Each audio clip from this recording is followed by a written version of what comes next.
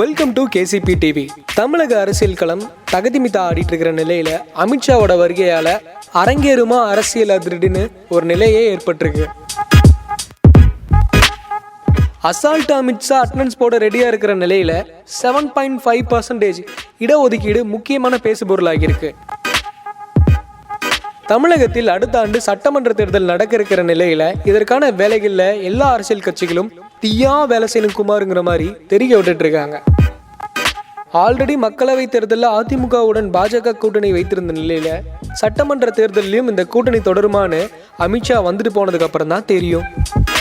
ஏற்கனவே நமக்கும் அவங்களுக்கும் வாய்க்கா தகராறு, இதுல இது வேறையாங்கிற மாதிரி. மருத்துவர்களாகும் அரசு பள்ளி மாணவர்கள் எடப்பாடி பழனிசாமியின் தேர்தல் ஆயுதம். தமிழகத்தை பொறுத்தவரையிலும் அதிமுக திமுக இந்த ரெண்டு கட்சிகள் மட்டும்தான் அரசியல் கட்டல்ல மாறி மாறி வந்துட்டு இருக்காங்க.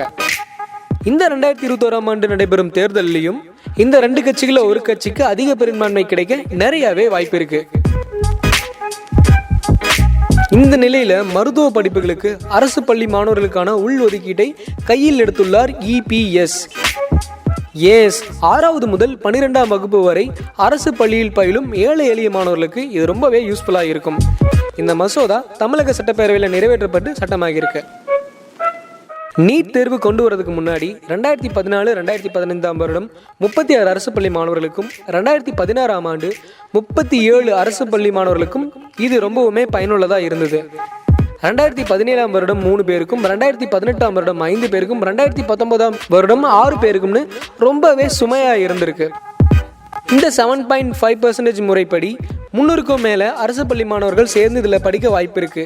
இப்ப 2021ஆம் ஆண்டு சட்டமன்ற தேர்தலுக்காக ஸ்டூடெண்ட் மத்தியில் நல்ல நேம் கிரியேட் பண்ணணுங்கிறதுக்காக 7.5% கையில் எடுத்துக்கிறாரா EPS அப்படிங்கிற ஒரு கேள்வியும் மக்கள் மனதில் எழுந்திருக்கு.